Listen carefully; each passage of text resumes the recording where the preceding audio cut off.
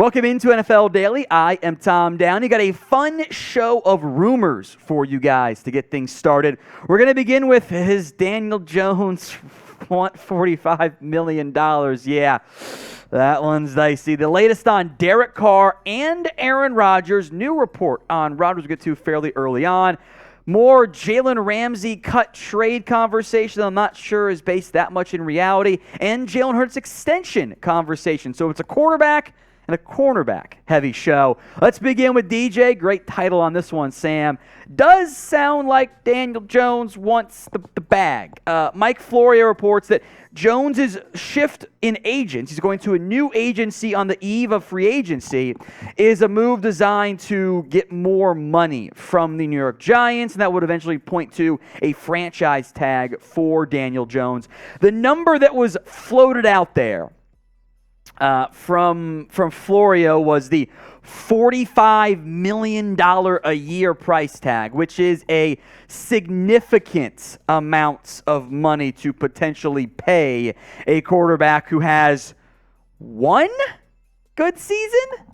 This past year for the Giants, they did unlock the rushing ability that put Daniel Jones near the 4,000 total yard mark, but the Giants did not have great personnel receiver-wise. I acknowledge all of that, and Jones's running ability did help them have success. They even won a playoff game, which not all the quarterbacks in the NFL can actually claim.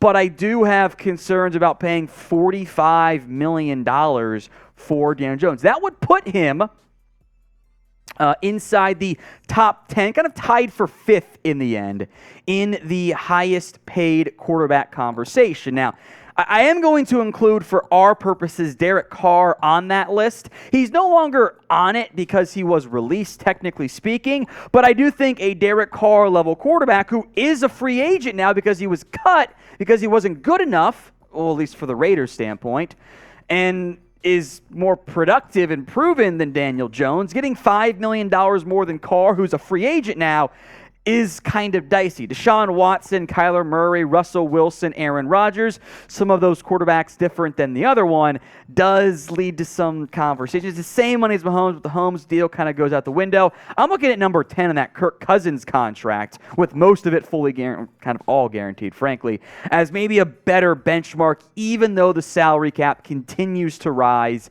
in the NFL, and that does lead to inflated quarterback contracts. So is Daniel Jones worth $45 million per year? I think I know how most of you are going to answer, but I want to hear from you guys anyway. This is the pinned comments on today's video. So if an ad break happens to come here on YouTube, take advantage of it. Go down there, type in Y for yes, he is, N for no, he is not.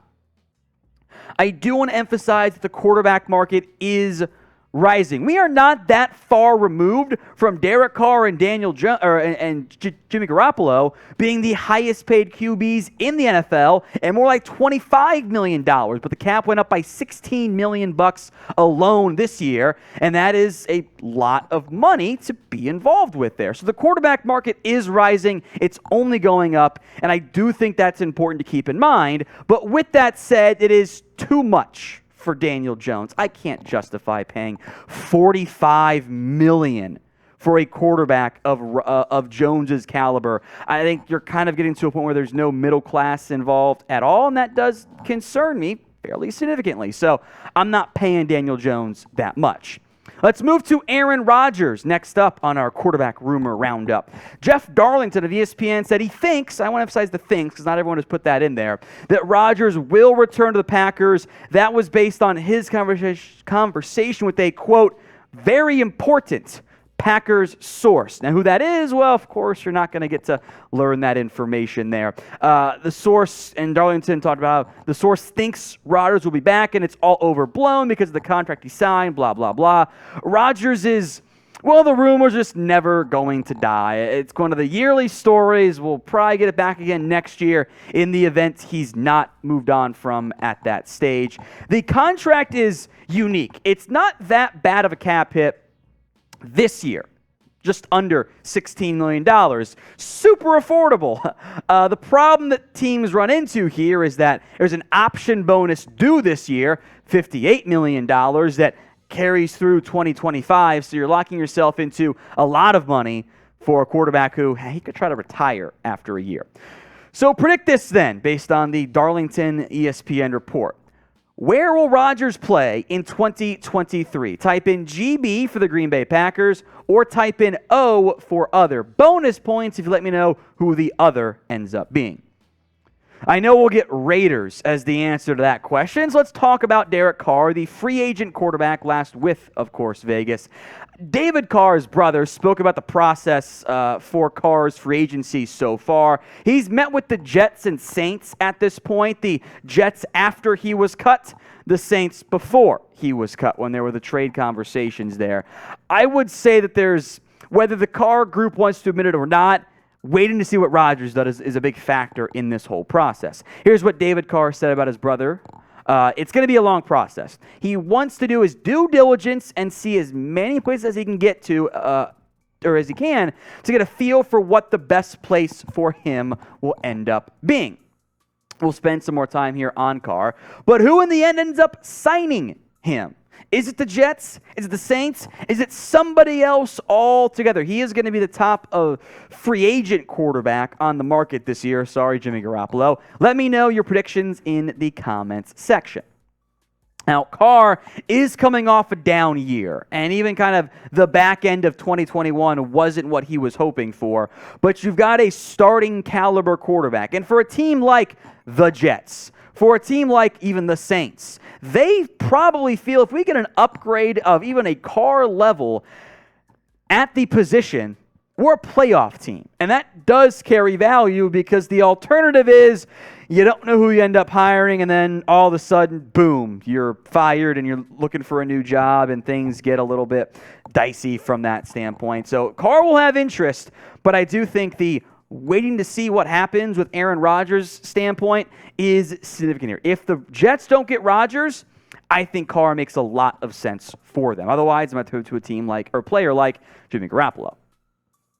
More Jalen Ramsey rumors that I want to spend some time on today. ESPN and Jeremy Fowler have said that, and I think this part's important, other teams think the Rams could move on from Jalen Ramsey. So that is not sourced within the Rams organization or the Ramsey camp. That's coming from outsiders still in the NFL looking into what the Rams could potentially do. Now that's a rumor category. That's not full-fledged. It's going to happen. And I think there are some problems with this that we'll get into later on. Look, the Rams had a down year thanks in large part to injuries. Ramsey does carry a $25-ish million cap hit. Here's what Jeremy Fowler of ESPN wrote. LA seems destined for a mini reset to recoup resources, and it must decide which marquee players it's comfortable letting go this offseason. Teams I've talked to wonder if the Rams will part with cornerback Jalen Ramsey, who has a $25.2 million cap hit. The problem with Ramsey is if you're trying to recoup resources, particularly money, you're not saving that much. Now, maybe the draft pick benefits you in the end, but you cut him before June 1st, i.e. getting money to spend now. You save basically nothing since you have to sign someone to your active roster that's going to cost more than $600,000, so zero in savings. You trade him, you save 5.6. Are you going to get a premium asset to replace Ramsey for a team that I still think wants to be a contender? I know they had a bad year. Everyone was hurt. I don't think that's a fair reasoning to say, well, they're going to rebuild after one down year. I think this is still more of a win-now team. There are savings post-June 1st, but you can't spend that now. You can't get a draft pick this year. I'm unconvinced he actually gets moved. Frankly, I think just an aggressive restructure might make more sense for Ramsey and the Rams. Now, maybe if McVay was gone, different conversation. Ramsey's not coming off his best year ever, a little bit higher on the completion percentage, the yard, etc., than what you would normally anticipate, but he's still one of the premier corners in the entire NFL. And there are plenty of teams, looking at you, the Detroit Lions and Amon-Ra St. Brown, who would love to acquire Ramsey. So what do you think ends up happening when it's all said and done? What will the Rams end up doing with Jalen Ramsey? You can vote for me in the comments section. And make sure you guys are subscribed as well. Free NFL updates all off-season long, whether it's news, free agency, rumors, trades, and of course the NFL draft. Hit that sub button for free updates right here on Chat Sports. wrap up now with Jalen Hurts after A.J. Brown substantially backed Jalen Hurts as the Eagles starting quarterback, saying he wants the Eagles to pay Hurts. If they're not going to, well, then ship me wherever they're going to ship Jalen Hurts off to in the end. Coming off his best year ever, the Eagles have always been an aggressive team in terms of roster building. They do a good job of managing the cap hits, keep them low now, pay money in the future. But if you're always pushing money off in the future, we actually have more to spend now because eventually it'll come due, but probably when you're bad several years from now and or when the cap is higher. The money, though, for Hurts, we mentioned Daniel Jones getting $45 million. Jalen Hurts should get $45 million, I think, pretty easily. Think about it this way. What has Kyler Murray done in Arizona, and what has Deshaun Watson done in Houston or in Cleveland that is better than what Jalen Hurts has done in Philadelphia? I know the supporting casts are different, but Murray, Watson don't have playoff success the same way that Hurts does. Hurts coming off a fantastic year. He's young. He's talented. With the way the quarterback market is, he is absolutely within his rights to say, you know what? I've done more than Kyler Murray has. You should be paying him as much, if not more, than what he's making. So keep that in mind when you answer this question. What's the most you pay Jalen Hurts per year? Are you going to go to the 45, or are you going to try to keep that number much, much lower, which I think most people will answer that way, but you guys can sound off in the comment section. Again, we mentioned Daniel Jones allegedly wanting $45 million. Well, the numbers for Jalen Hurts are so much better. Yes, supporting cast certainly matters there. And although I do want to see a team someday take the approach of we're not going to pay the $45, $40, $50 million quarterback contract market. We're going to go cheap quarterback every year, draft one in round 1, round 2. Although I want to see a team do that, and I think the Eagles would be the best team to actually pull that off because I trust Howie Roseman that much. That's a lot of risk to end up inviting, so I'm not really sure that's the route in the end Philly ends up going.